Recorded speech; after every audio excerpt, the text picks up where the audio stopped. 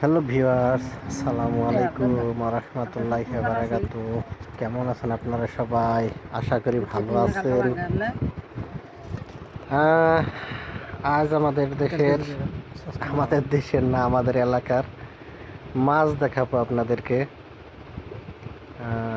কিছুদিন আগে আমাদের এলাকায় বন্যা হয়ে গেল, প্রচুর পানি হয়েছিল, অনেক গ্রাম অঞ্চল ডুবে গিয়েছিল। মোটামুটি এখন স্বাভাবিক অবস্থায় এসেছে, পানি চলে গেছে। তো নদীতে প্রচুর পরিমাণে মাছ ধরা পড়ছে।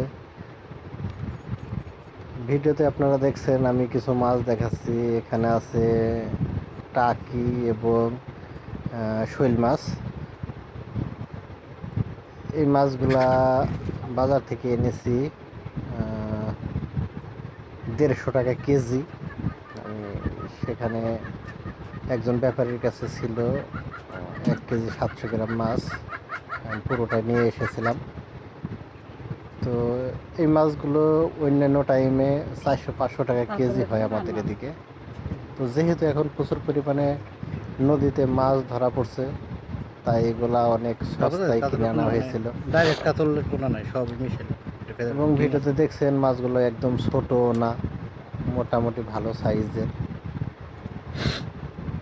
তো আপনারা যারা শহরে থাকেন তারা এখন গ্রাম অঞ্চলে এসে মাছ কিনে নিয়ে যেতে পারেন, কারণ এখন মাছের সিজন এবং প্রচুর মাছ ধরা পড়ছে।